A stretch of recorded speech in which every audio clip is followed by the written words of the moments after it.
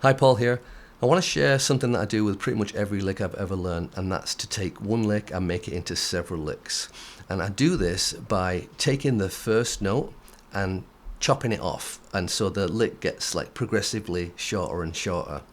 And you might say, well, why would I want to do that?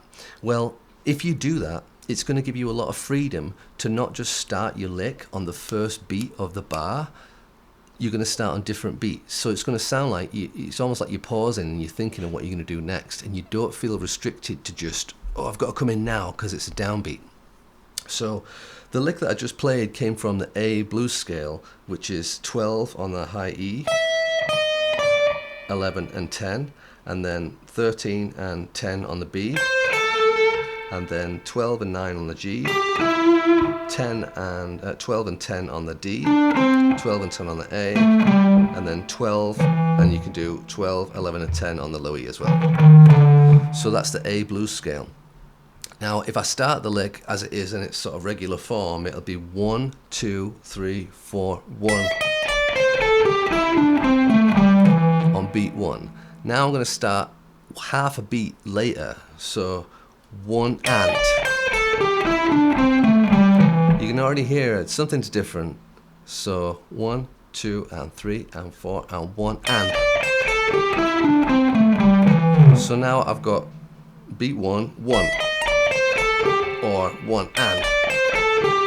Now I can start on beat 2. I'm going to push the lick back again. So 1, 2, 3, 4, 1, 2. So there I started on beat 2 a little bit later. Now I'll start on the and of 2. So it'll be 1, 2 and. 1, 2 and. And I'll start on beat 3. 1, 2, 3. 1, 2, 3. The and of 3. 1 and 2 and 3 and. 1, 2, 3 and.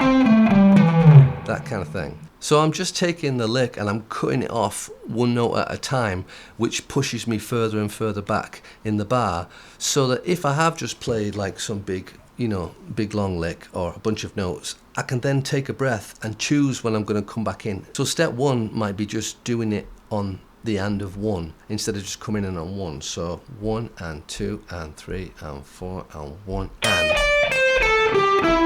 Just get used to starting the lick like that. 1, 2, 3, 4, 1 and. 1 and. There.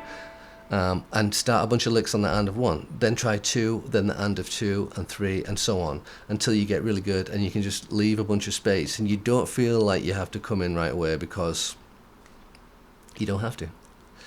Have fun with this and work it into your practice routine. I know that you'll see results from it. I've taught this to many students over the years, and like I said, I always use it myself. So have fun with that one, and I'll see you in the next one.